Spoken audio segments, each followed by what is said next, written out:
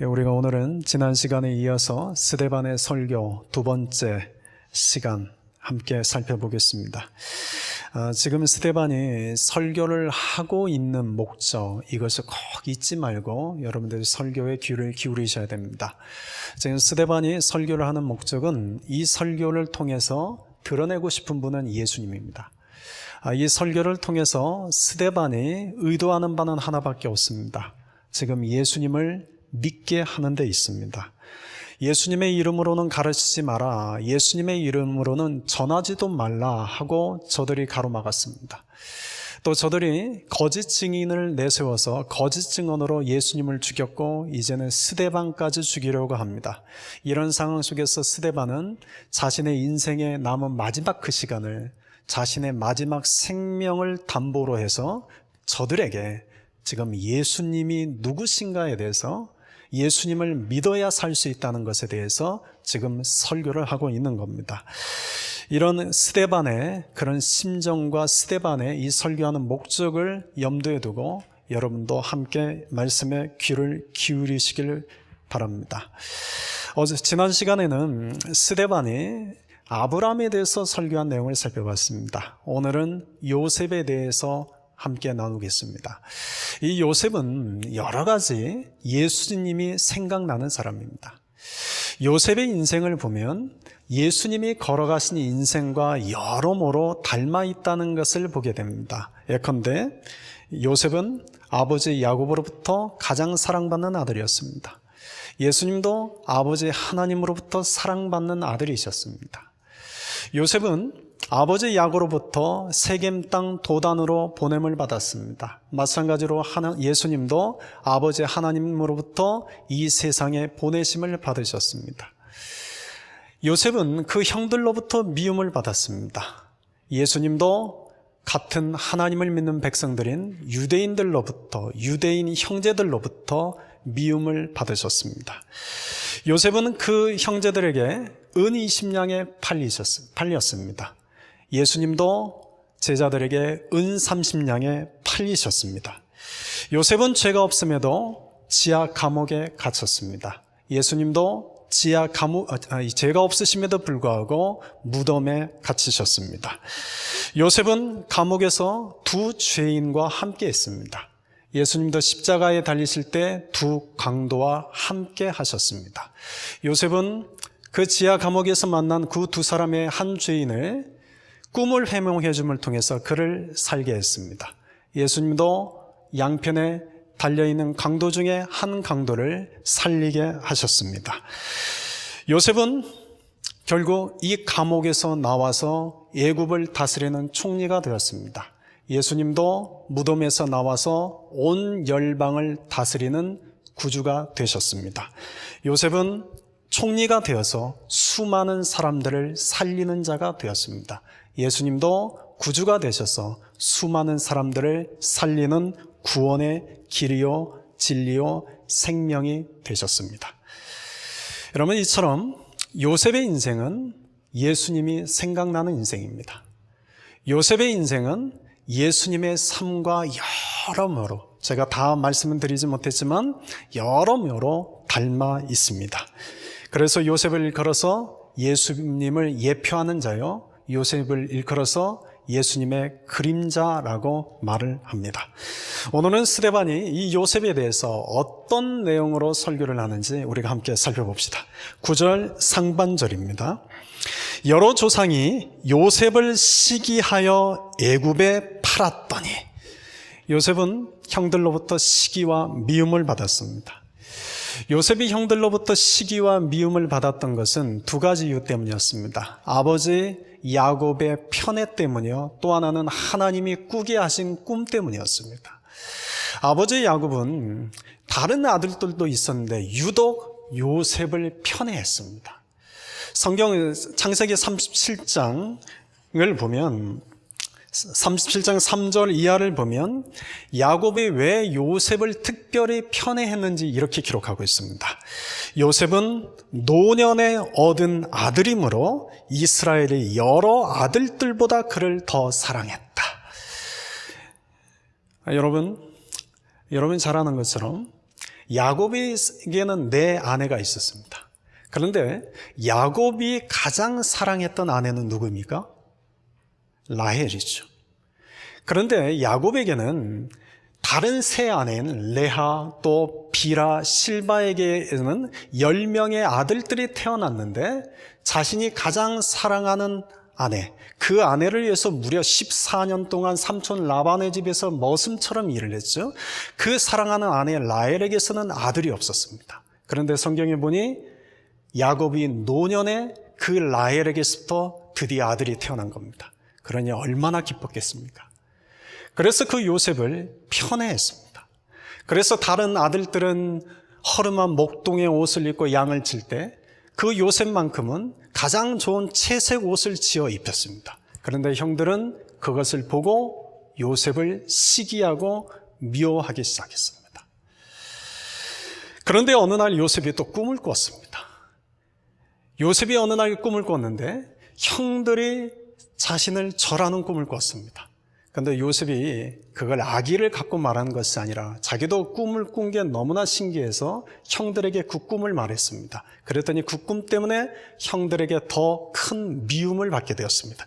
그 내용의 창세기 37장 5절에 보면 요셉이 꿈을 꾸고 자기 형들에게 말하며 그들이 그를 더욱 미워하였더라. 여러분, 이처럼 요셉은 형들로부터 미움과 시기를 당했습니다. 그런데 가만히 보면 여러분, 요셉은 형들로부터 그가 미움을 받거나 시기를 당해야 할 이유가 사실은 없습니다. 그가 미움을 받은 것은 아버지 야곱이 요셉을 편애했기 때문입니다. 또 그가 더 큰 미움을 받은 것은 하나님이 그로 하여금 꿈을 꾸게 하셨기 때문입니다. 요셉이 자기가 원하는 꿈을 꾼 것이 아니라 하나님이 꾸게 하신 꿈이 때문에 형들에게 더 미움을 받았습니다. 그렇게 해서 결국 세겜 땅 도단에서 요셉은 형들로부터 그가 입고 있는 채색 옷이 찢겨지고 발가 벗긴 채로 예굽으로 가는 이스마엘 상인들에게 노예로 팔려가게 됩니다. 여러분, 형들이 동생을 팔아 넘긴 것은 동서고금을 통틀어서 이건 폐륜적인 죄입니다. 형들이 동생을 노예로 팔아넘겼다. 이것은 결코 작은 죄가 아닙니다. 그런데 오늘 스데반이 여러 조상이 요셉을 시기하여 애굽에 팔았더니 라고 말씀합니다. 여러분, 스데반이 지금 유대인들을 향해서 우리의 조상들이, 다시 말하면 너희 조상들이, 우리의 조상들이, 너희 조상들이 요셉을 시기하여 애굽에 팔아넘겼다. 이 말씀에 강조하고자 하는 것은 바로 우리 조상들이 이와 같은 큰 죄를 지었다라는 것을 강조하는 것은 아닙니다. 여러분, 여기서 강조하고 싶은 것은 이런 큰 죄를 지었다가 아니라 하나님이 요셉을 형들로 하여금 시기와 미움을 받게 해서 결국 애굽에 팔려가게 하셨다. 지금 여러분, 여기에 지금 스데반의 강조점이 있습니다. 여러분, 우리가 성경을 볼 때 성경을 가지고 우리의 죄를 발견하는 것은 참 좋은 일입니다. 그런데 성경을 가지고 우리 안에 있는 죄를 지적하기보다 먼저 성경 속에서 하나님의 뜻이 무엇인지를 발견하는 것이 중요합니다. 지금 스데반은 과거 조상들의 잘못이요, 과거 조상들의 죄악이라 여길 수 있는 것을 가지고 그들의 죄를 지적하기 위해서 이 말을 하는 것이 아니라 그 안에 감춰져 있는 하나님의 뜻이 무엇인지를 지금 이야기하기 위해서 이 말을 하는 겁니다. 하나님의 크신 뜻이 요셉에게 있기에 요셉을 형들로 하여금 시기와 질투를 당하게 하고 요셉을 형들로 하여금 미움을 당하게 해서 결국 요셉을 애굽에 팔아 넘기게 하셨다는 겁니다. 여러분, 때로는 우리도 시기와 미움을 당할 수가 있습니다. 때로는 우리도 억울하고 원통한 일을 당할 수 있습니다. 여러분, 지금까지 살아온 인생 속에서 단 한 번도 누군가로부터 뒤통수 안 맞고 인생 살아온 분 없을 겁니다. 정말 믿었던 사람, 내가 의지했던 사람, 이 사람만큼은 괜찮을 거라고 여겼던 사람으로부터 아픔도 당하고 배신도 당하고 어려움도 여러분 당해 보셨을 겁니다. 여러분, 그걸 우리가 인간적으로 놓고 보면 왜 나에게 그런 일이 있었을까? 왜 그런 일이 나에게 주어졌을까? 그 생각을 하게 되면 내 마음속에 드는 생각은 미움이요, 원망이요, 불평이요, 억울함밖에 없습니다. 그런데 여러분, 그 안에는 나를 향하신 하나님의 뜻이 있습니다.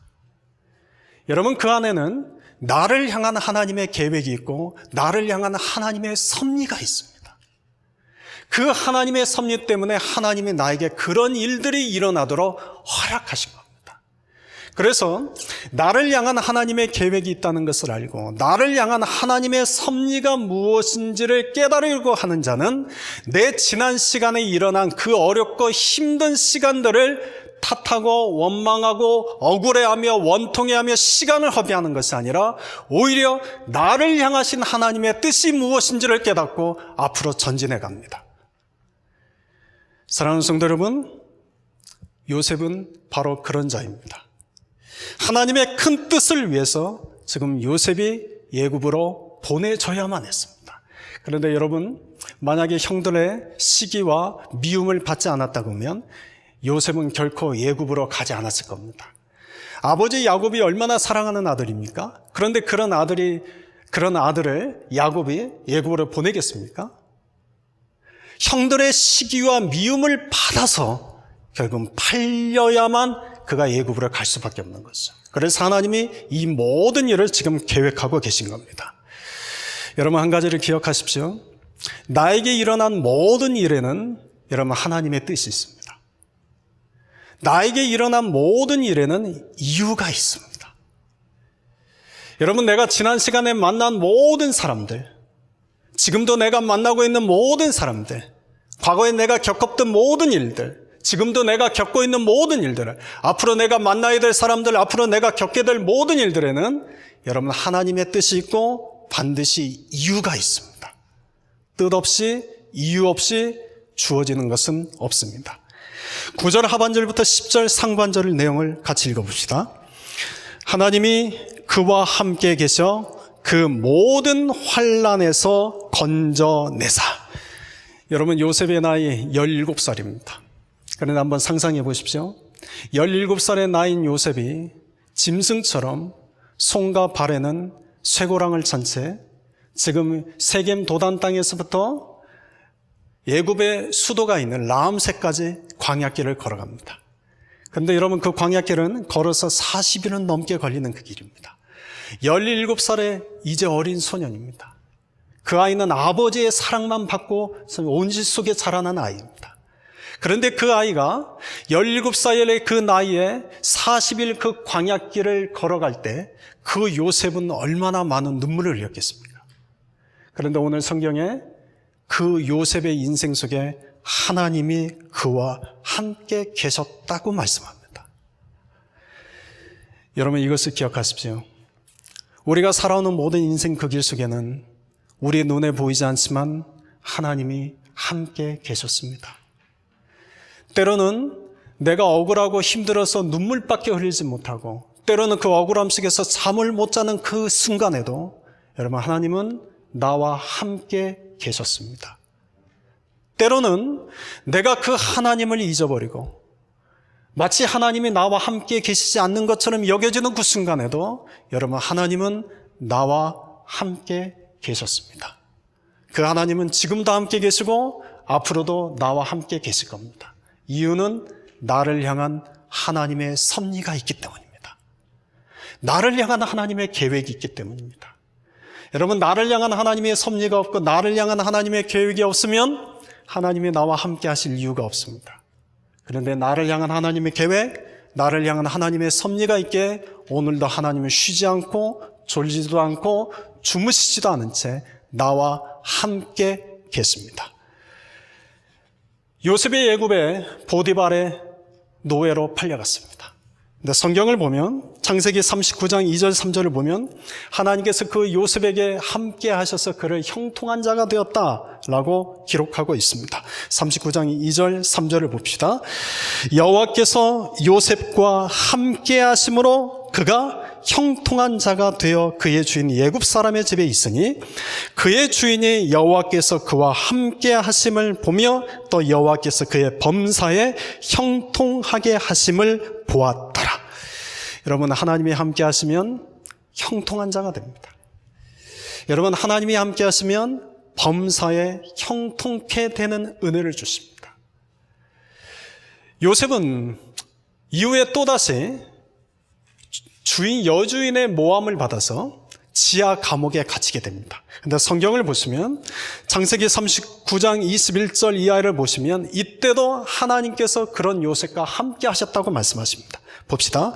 여호와께서 요셉과 함께 하시고 그에게 인자를 더하사 간수장에게 은혜를 받게 하시매 23절 간수장은 그의 손에 맡긴 것을 무엇이든지 살펴보지 아니하였으니 이는 여호와께서 요셉과 함께 하심이라.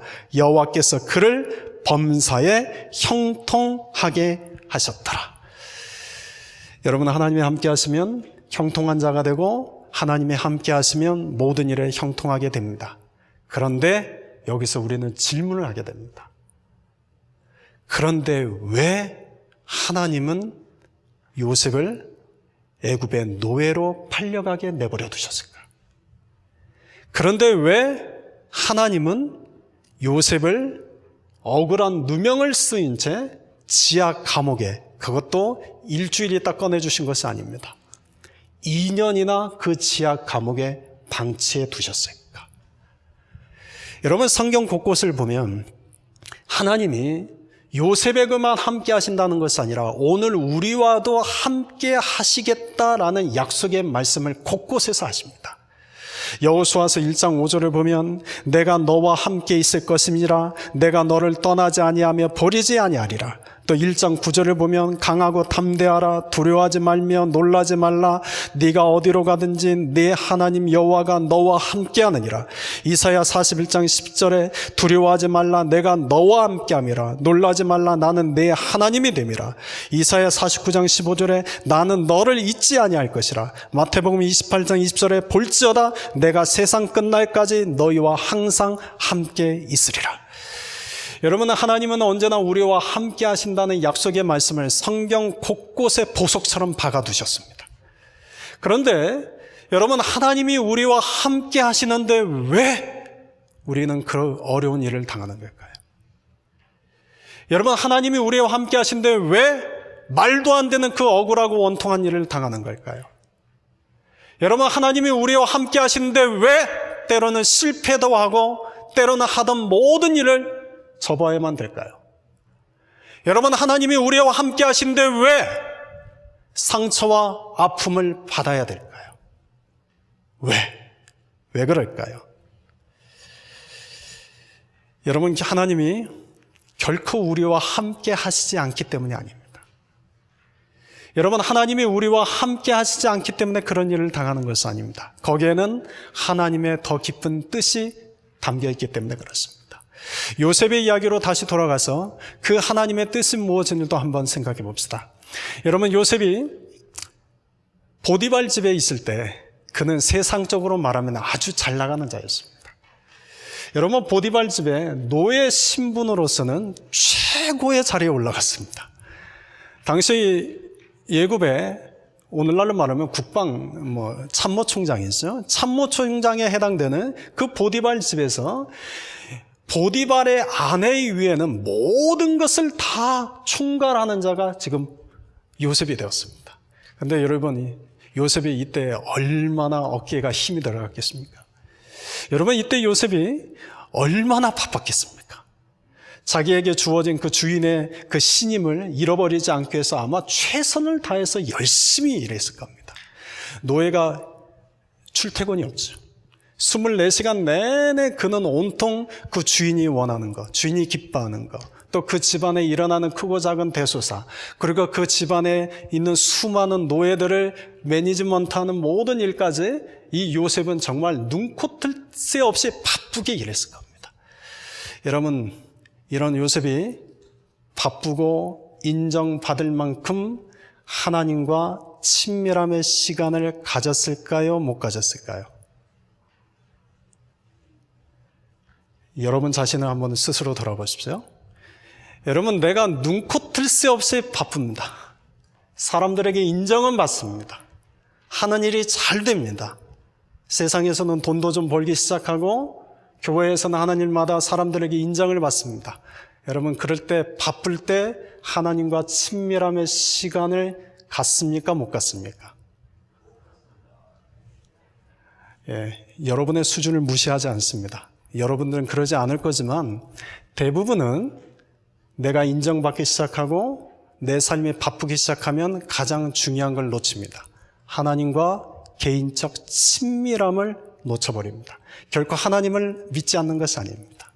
요셉이 지금은 결코 하나님을 부인하지 않습니다. 하나님이 이 모든 걸 주셨다고 하나님 주신 축복이라고 고백했을 겁니다. 그런데 하나님과 친밀함의 시간을 놓쳐버렸습니다.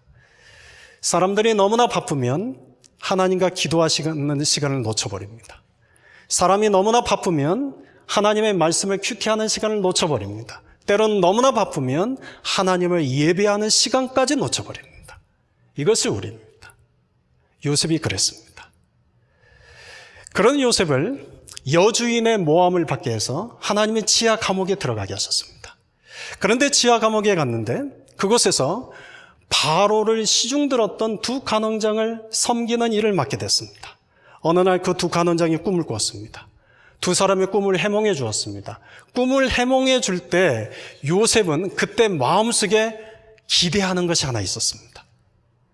술 맡은 관원장이 꿈을 해몽해 주면서 그가 다시 바로를 섬기는 자가 될 것이라는 것을 꿈 해몽을 통해서 알았습니다. 그때 요셉은 그 관원장에 대한 기대감을 갖기 시작했습니다. 그 내용이 창세기 40장 14절 15절에 나옵니다. 당신이 잘 되시거든 나를 생각하고 내게 은혜를 베풀어서 내 사정을 바로에게 아뢰어 이 집에서 나를 건져 주소서. 지금 누구에게 부탁하고 있습니까? 지금 하나님께 기도하는 것은 아닙니다. 관원장, 내 앞에 있는 그 관원장이 다시 바로를 섬기는 자가 되면 자기를 이 억울함에서 풀어주고 감옥에서 건져낼 수 있을 거라는 기대감을 가진 겁니다.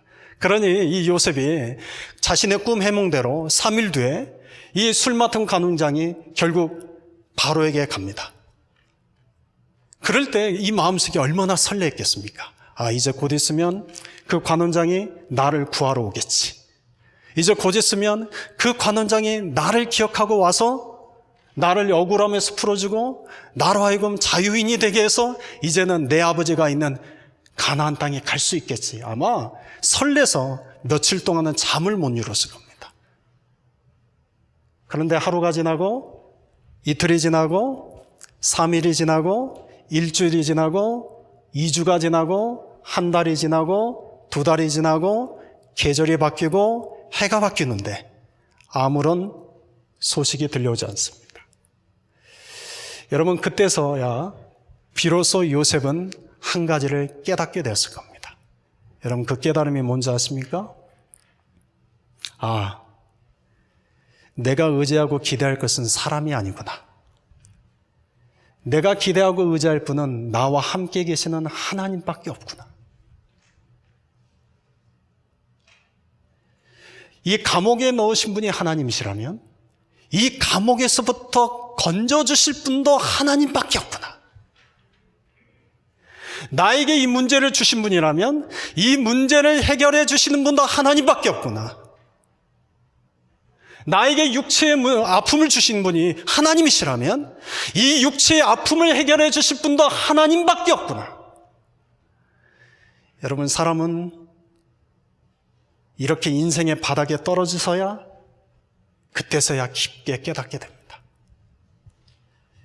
시편 146편 3절 5절에 보면 귀인들을 의지하지 말며 도울 힘이 없는 인생도 의지하지 말지니. 여러분, 요셉에게는 그 술 맡은 관원장이 귀인이었습니다. 그 술 맡은 관원장이 자기를 도울 힘을 가진 사람이라고 여겼습니다. 그래서 나를 건져주소서라고 부탁을 하고 기대감을 갖고 기다렸습니다. 그런데 귀인들을 의지하지 말며 도울 힘이 없는 인생도 의지하지 말지니 야곱의 하나님을 자기의 도움으로 삼으며 여호와 자기 하나님에게 자기의 소망을 두는 자는 복이 있도다. 사랑하는 성도 여러분, 이걸 기억하십시오. 여러분, 눈에 보이는 귀인, 나를 도울 수 있을 거라고 여겨지는 그 사람을 의지하지 마십시오. 기대하지 마십시오. 여러분, 나를 도우실 수 있는 분은 하나님밖에 없습니다. 여러분, 나를 살리실 수 있는 분은 하나님밖에 없습니다. 나를 건져주실 수 있는 분은 하나님밖에 없습니다. 여러분, 내 자녀들의 문제나, 여러분, 내 인생의 문제나, 여러분, 그것이 무엇이든지 간에 그 모든 것들을 다스리시고 책임지실 수 있는 분은 하나님밖에 없습니다. 여러분, 이 사실을 잊지 마십시오. 요셉은 지하 감옥에 시간이 없었다면 결코 하나님을 의지하는 자가 될 수 없었을 겁니다. 그래서 하나님이 요셉을 지하 감옥에 2년간 두신 겁니다. 여러분, 기억하십시오. 결코 하나님이 요셉과 함께하지 않았기 때문에 그런 일을 겪게 하신 것이 아닙니다. 여러분, 우리 인생 속에 하나님이 우리와 함께하지 않으시기 때문에 우리 인생의 그 아프고 힘든 시간들을 겪게 하신 것이 아닙니다. 요셉처럼 내가 의지할 분은 하나님밖에 없구나. 내가 인생을 살아보니 사람도 내가 기대할 바가 못 되는구나. 내가 인생을 살아보니 내가 믿었던 그 사람도 결국은 나를 내가 믿을 대상이 되지 못하는구나. 내가 인생을 살아보니 이제 내가 믿고 의지할 분은 하나님밖에 없구나. 저는 우리 성도님들이 이런 고백을 하실 수 있게 되기를 소망합니다. 다시 한번 여러분에게 말씀드립니다. 저는 여러분들이 정말 이런 고백을 하실 수 있게 되기를 소망합니다. 10절 하반절입니다. 애굽왕 바로 앞에서 은총과 지혜를 주심에 바로가 그를 애굽과 자기 온 집의 통치자로 세웠느니라. 때가 되었습니다. 이제 하나님께서 고난의 학교, 지하 감옥이라는 그 광야 학교에서 연단하신 요셉을 애굽왕 앞에 서게 하셨습니다. 여러분, 누구나 고난이라는 학교에 들어갑니다. 여러분, 누구나 이 요셉처럼 때로는 어느 누구도 의지할 수 없는 이런 지하 감옥과 같은 바로 광야 학교에 들어가게 됩니다. 그런데 여러분 기억하십시오. 이 광야 학교를 졸업하기 위해서는 어떻게 해야 됩니까? 이 고난의 학교를 졸업하기 위해서는 어떻게 해야 됩니까? 여러분, 한 가지밖에 없습니다. 졸업할 자격을 얻으면 됩니다. 그 졸업할 자격이 무엇입니까? 하나님만 의지하는 자가 되는 겁니다. 하나님만 순종하는 자가 되는 겁니다. 하나님만 나의 도움으로 삼고 하나님만 나의 소망으로 두고 하나님만 의지하며 사는 자가 되면 됩니다. 요셉은 그런 자가 되었기에 이제 2년의 시간을 지나 그 지하 감옥에서 졸업을 하게 됩니다. 그래서 하나님께서 그를 애굽의 바로 왕 앞에 세워둡니다. 창세기 41장 38절 이하에 보면 요셉이 바로의 꿈을 해몽하자 바로가 요셉에게 이와 같이 말하는데, 여러분 이 41장 38절 이하를 가만히 보시면 요셉이 지금 어떻게 변화되었는지, 2년 전과 지금 2년 후에 바로가 요셉이 어떻게 변화되었는지를 알 수 있습니다. 38절부터 봅시다. 바로가 그의 신하들에게 이르되 이와 같이 하나님의 영에 감동된 사람을 우리가 어찌 찾을 수 있으리요 하고 요셉에게 이르되 하나님이 이 모든 것을 내게 보이셨으니 너와 같이 명철하고 지혜 있는 자가 없도다. 너는 내 집을 다스리라. 내 백성이 다 내 명령에 복종하리니 내가 너보다 높은 것은 내 왕자뿐이니라. 바로가 또 요셉에게 이르되 내가 너를 애굽 온 땅의 총리가 되게 하더라. 여러분, 지금 요셉이 전과 어떻게 변화되었는지 여러분 알아차리셨습니까? 여러분, 2년 전에는 술 맡은 관원장의 꿈을 해몽해 줄 때 그때 요셉의 마음에는 그 관원종이 나에게 귀인이요 나를 도울 힘이 있는 자로 여겼습니다. 그래서 그때는 그에게 나를 건져주소서라고 부탁을 했습니다. 그런데 2년이 지나서 이제는 그 술 맡은 관원장과는 비교할 수 없는 힘을 가진 바로 왕의 꿈을 해몽해 줬습니다. 그런데 꿈을 해몽해 주면서 요셉은 그 어떤 부탁도 하지 않습니다. 왜 그렇습니까? 요셉은 이제 안 겁니다. 나에게 귀인은 하나님밖에 없다. 지금 내 앞에 귀인처럼 보이는 저 바로에게 내가 부탁을 하면 하나님이 또다시 나를 고난의 학교로 집어넣으신다. 지금 요셉은 2번 실수하지 않습니다.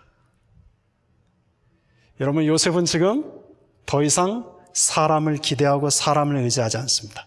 여러분, 여기서 참 우리가 어려운 표현이 있죠. 우리가 신앙생활 하다 보면 간혹 이런 이야기를 듣습니다. 사람은 믿음의 대상이 아니라 사랑의 대상이라고. 그래, 사람을 믿지 말라고. 여러분, 이건 또 잘못된 이야기입니다. 왜냐하면 사람을 사랑하면 믿어주게 돼 있습니다. 여러분, 사람을 사랑하게 되면 믿어지게 돼 있습니다. 사람을 사랑하게 되면 때로는 그가 믿음 없는 행위를 해도 믿어줍니다. 사랑하기 때문입니다. 그런데 사람을 의지해서는 안 됩니다. 사람을 기대해서는 안 됩니다. 사람은 믿어주되 저 사람이라면 나를 도울 수 있는 귀인이 될 거야. 여러분, 의지하지 마시고 기대하지 마십시오. 하나님만 의지하시고 하나님만 기대하십시오. 요셉은 2년이 지난 뒤에 그는 이제 온전히 하나님만 의지하는 사람으로 지금 바뀌어 있습니다. 그래서 하나님이 주신 은총과 지혜로 바로의 꿈을 해몽해 주면서 잠잠히 하나님만 바라보고 있습니다. 사람을 바라보는 것이 아니라 하나님만 바라보고 있습니다. 이때 이 요셉의 마음을 시편 62편 1절 2절에 이렇게 표현하고 있습니다. 여러분, 시편 62편 1절 2절 우리 같이 한번 읽어봅시다. 나의 영혼이 잠잠히 하나님만 바라며 나의 구원이 그에게서 나오는도다. 오직 그만이 나의 반석이시요 나의 구원이시요 나의 요새시니 내가 크게 흔들리지 아니하리로다. 아멘. 여러분, 하나님은 우리가 이 광야의 학교를 졸업할 때까지 내가 누군가를 의지하고 누군가를 기대고 있으면 여러분, 하나님은 그것을 다 치우십니다. 그래서 우리가 결국은 오직 하나님 한 분만 의지하게 만들습니다. 오직 하나님 한 분만 붙들게 하십니다. 여러분, 기억하십시오. 여러분, 기억하십시오. 우리는 사람을 의지하고 사람을 기대하기 시작하면 그 사람에게 나를 맞추기 시작합니다. 그런데 여러분, 그 사람을 만나게 하신 분이 하나님이세요. 그 사람과의 어떤 일을 하게 하신 분도 하나님이시라면 잠잠히 하나님을 바라보십시오. 하나님이 어떻게 이끄실까? 하나님이 지금 만난 사람을 통해서 어떤 열매를 맺게 하실까? 하나님이 지금 내게 주어진 그 일 속에서 어떤 것을 원하실까? 여러분, 잠잠히 하나님을 바라보시고 하나님만 의지하십시오. 하나님만이 나의 반석이시요 하나님만이 나의 구원이시요 하나님만이 나의 도움이십니다. 애국과 바로 온 집의 통치자가 된 요셉을 통해서 이제 하나님이 계획하신 일을 시작하십니다. 여러분, 11절부터 13절까지 말씀 같이 읽어봅시다. 여러분이 한번 읽어주십시오. 시작.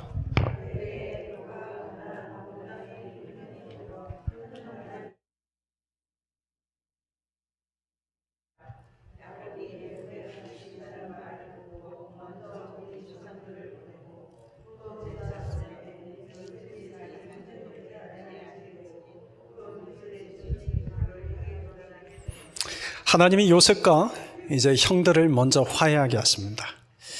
가나안에 불어닥친 큰 흉년 속에서 양식을 구하기 위해서 형들이 애굽까지 내려갔습니다. 그곳에서 애굽의 총리가 된 요셉을 만났습니다. 여러분, 그때 형들이 얼마나 두려웠겠습니까? 시간이 오랜 시간이 지나서 요셉이 죽었다고 여겼을 텐데 그 요셉이 자기 앞에 애굽의 총리로 딱 앞에 서 있습니다. 그럴 때 형들이 얼마나 두려웠겠습니까? 그런데 그 형들을 향해서 요셉이 이와 같이 고백을 합니다. 창세기 45장 5절 이하입니다. 당신들이 나를 이곳에 팔았다고 해서 근심하지 마소서, 한탄하지 마소서. 하나님이 생명을 구원하시려고 나를 당신들보다 먼저 보내셨나이다. 8절에 보면 그런즉 나를 이리로 보낸 이는 당신들이 아니요 하나님이시리라. 하나님이 나를 바로에게 아버지로 삼으시고 그 온 집의 주로 삼으시며 애굽 온 땅의 통치자로 삼으셨나이다. 여러분, 요셉은 애굽의 총리가 되고 그 다음에 형들을 만난 뒤에 비로소 과거에 본인이 겪었던 그 일이 해석되기 시작한 겁니다. 처음에는 요셉도 형들을 봤을 때 마음에 분노가 치밀었을 겁니다. 자기를 팔아넘긴 그 형들을 보자 마음에 과거의 그 아픔과 상처가 떠올라서 마음에 분노가 치밀었을 겁니다. 그런데 점점 왜 하나님이 나를 애굽의 총리가 되게 하셨을까? 하나님이 왜 그 꿈대로 가나안에 기근이 들게 하셔서 지금 형들이 여기까지 양식을 사러 오게 하셨을까? 한 가지를 깨닫게 한 겁니다. 아하, 내 가족을 살리시려고 하나님이 나를 먼저 이곳에 보내신 거구나.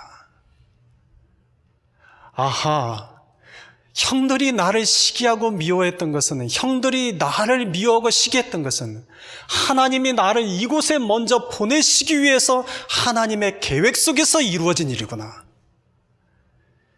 여러분, 비로소 과거의 그 일이 해석되기 시작한 겁니다. 사랑하는 성도 여러분, 내가 겪은 그 일들이 시간이 지나서 해석되기 시작합니다.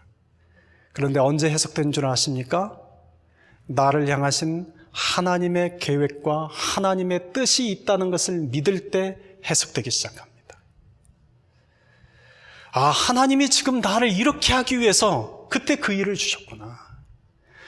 여러분 중에 그런 고백 많이 하지 않습니까? 자식이 속을 많이 썩인 부모는 믿음이 좋습니다.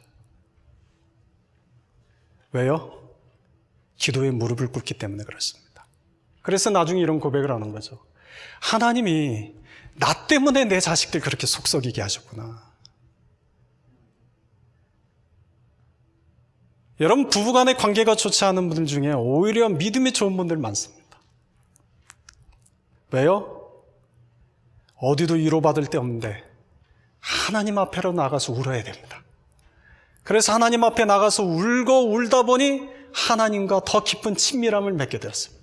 그래서 깨닫게 됩니다. 아, 하나님이 나를 이렇게 하나님께 붙들린 자가 되게 하기 위해서 내 남편을 사용하셨고 내 아내를 사용하셨구나. 내 자식을 사용했구나. 여러분, 이게 깨달아지면 이제는 미웃고 싫었던 그 사람이 미안해지기 시작합니다. 한때는 원망스럽고 한때는 너무나 얼굴 꼴도 보기 싫었던 그 사람이 이게 깨달아지기 시작하면 그 사람한테 너무 미안해지기 시작합니다. 왜요? 하나님이 나 때문에 그 사람을 그렇게 사용하신 겁니다. 하나님이 나 때문에 그 사건을 일어나게 하신 겁니다. 그래서 이것을 깨달으면 여러분, 과거가 다시 해석되기 시작합니다. 요셉은 더 이상 형들에 대한 미움이 없습니다. 원망이 없습니다. 아픔과 상처가 없습니다. 오히려 그 형들이 미안해집니다. 오히려 그 형들이 사랑스러워집니다. 그래서 말합니다. 걱정하지 마십시오. 형들이 나를 이곳에 팔아넘긴 것이 아니라 하나님이 나를, 형들을 구원하기 위해서 먼저 이곳에 보내셨습니다. 그렇게 해서 야곱과 그의 가족들이 전부 다 이제 애굽으로 돌아오게 됩니다. 여러분, 마지막 14절부터 16절까지를 또 읽어봅시다.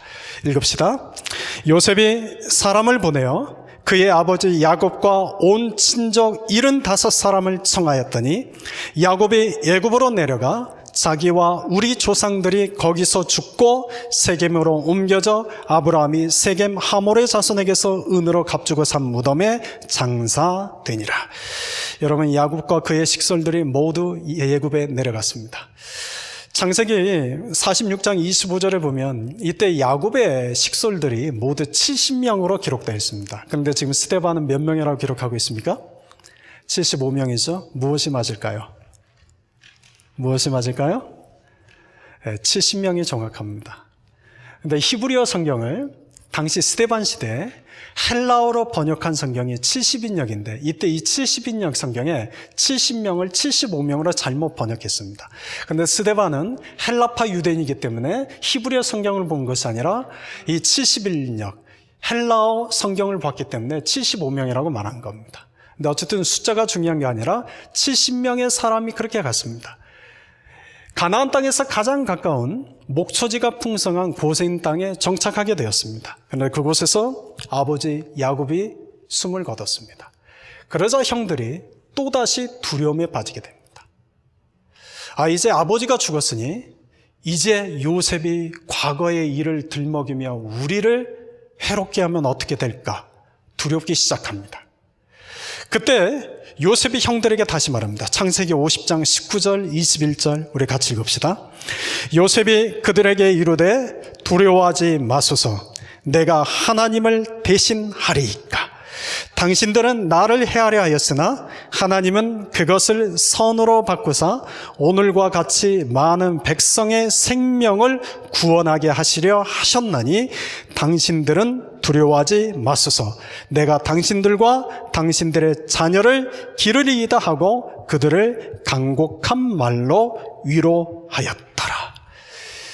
여러분, 지금 요셉이 어떤 사람으로 변화됐는지 보고 계십니까? 여러분, 요셉을 향한 하나님의 계획과 하나님의 뜻이 무엇인지를 지금 보고 계십니까? 여러분, 요셉은 이제는 사람을 살리는 자가 되었습니다. 여러분, 많은 사람들이, 특히 젊은 사람들이 성경의 인물 중에서 누구와 같이 되고 싶냐고 물어보면 젊은 사람들 중에 상당수는 요셉과 같은 사람이 되고 싶다고 말합니다. 그 이유는 하나죠. 요셉이 애굽의 총리가 된 것처럼 세상의 총리가 되는 아주 높은 자리에 올라가고 싶은 꿈을 갖는 거죠. 여러분, 근데 요셉의 인생에서 중요한 것은 여러분, 그가 애굽의 총리가 된 것이 중요하지 않습니다. 그가 꿈을 해몽할 수 있는 지혜와 은혜를 받은 것도 중요하지 않습니다. 요셉에게서 중요한 것은 그가 하나님의 계획대로 이제는 사람을 살리는 자가 되었다는 데 이것이 중요합니다. 그러니 나를 죽이려 했던 내 형들마저도 이제는 다시 깨닫게 된 겁니다. 하나님이 그 형들을 살리기 위해서 나를 이렇게 하셨구나. 여러분, 이런 요셉의 모습에서 예수님의 모습이 드러나지 않습니까? 예수님이 십자가에서 달려 돌아가실 때 뭐라고 하셨습니까? 아버지, 저들의 죄를 사하여 주옵소서. 예수님을 죽이려고 하는 저들을 향해서 아버지, 저들의 죄를 사하여 주십시오. 저들을 살리는 자가 되게 하기 위해서 하나님이 저들을 사용하셔서 지금 나를 십자가에 달게 하시는 것 아닙니까? 아버지, 저들의 죄를 사하여 주십시오. 여러분, 스데반이 요셉에 대한 설교를 통해서 들려주고 싶은 이야기가 바로 예수님에 대한 이야기입니다. 스데반을 죽이려고 했던 그 형들을 결국은 스데반이 그 형들을 살리는 자가 되게 하셨고, 그 요셉을 통해서 이방 나라인 애국과 중동에 있는 많은 나라의 민족들을, 수많은 영혼들을 살리게 하셨던 것처럼 하나님이 유대인들이 죽인 그 예수님을 통해서 다시 유대인들을 살게 하시고, 그 예수님을 통해서 이방인과 같은 우리들을 살게 하시기 위해서다. 지금 이 말씀을 전하고 싶은 겁니다. 오늘 말씀을 여러분 마무리하고 마치겠습니다. 여러분, 오늘 스데반의 요셉에 대한 이야기를 보면 때로는 이 요셉과 우리 인생이 비슷한 점이 더 많습니다. 여러분, 우리 인생도 요셉처럼 참 고난과 정말 해석이 안 되는 많은 어려움들이 우리 인생에서 경험했습니다. 또 지금도 경험하고도 있기도 하고 앞으로도 또 경험할지 모릅니다. 그래서 요셉을 보면 꼭 내 자신을 보는 것 같아서 감정이입이 되기도 하죠. 근데 여러분 이걸 기억하십시오. 우리를 향한 하나님의 계획이 있습니다. 저를 향한 하나님의 계획이 있고 여러분을 향한 하나님의 계획이 있고 하나님의 섭리가 있습니다. 그 섭리가 있기에 하나님은 오늘도 여러분과 함께 계십니다. 그리고 여러분의 삶과 동행하실 것입니다. 근데 그 하나님의 섭리, 하나님의 계획은 무엇입니까? 하나님을 온전히 의지하는 자가 되어서 사람을 살리는 자가 되는 것입니다. 여러분, 사람을 살리는 것 이외에 이것보다 더 중요한 것이 없습니다. 생명을 살리는 것보다 더 중요한 것이 없습니다. 그런데 여러분 혹시라도 여러분 중에 아직 예수님이 믿어지지 않는 분이 있습니까? 여러분 중에 아직도 이 예수님이 믿어지지 않는 분이 있습니까? 여러분, 예수님이 믿어지는 것은 성령이 나와 함께 하시는 사람입니다. 성령이 우리 중에 함께 할 때 예수님이 믿어집니다. 그리고 예수님이 믿어지는 사람은 성령이 내 안에 들어와 계십니다. 그래서 예수님을 믿는 사람은 이제는 예수님을 믿는 그 믿음으로 성령을 따라 행하는 자가 됩니다. 더 이상 육체를 따라 행하는 자가 되지 않습니다. 그런데 내 마음에 예수님이 믿어지지 않으면, 내 마음에 성령이 임하지 않으면, 여러분, 믿음으로 성령을 따라 행하는 것이 아니라 믿는다고 말은 하지만 육체를 따라 육체의 열매를 맺습니다. 요셉은 성령이 함께하는 자였습니다. 그래서 요셉은 성령을 따라 행하는 자가 되었기에 영혼의 열매를 맺는 자가 되었습니다. 그런데 우리는 내 안에 믿음이 있다면서도 성령이 내 안에 계심에도 불구하고 육체를 따라 행함을 통해서 믿고 싫은 자들은 미워하고 싫어합니다. 내 마음에 들지 않는 사람은 내 삶에 영향 받게 둡니다. 나와 색깔이 다르고 나와 생각이 다르고 나와 신앙관이 다른 사람하고는 말도 섞으려 하지 않습니다. 육체를 따라 행하는 겁니까? 성령을 따라 행하는 겁니까? 육체를 따라 행하는 겁니다. 여러분, 정말 성령을 따라 행하는 자가 됩시다. 그래서 우리 안에 성령을 따라 행함으로 사람을 살리는 것, 생명을 살리는 것, 이 하나에 우리가 초점해서 우리가 함께 달려가는 자들이 됩시다. 기도하겠습니다.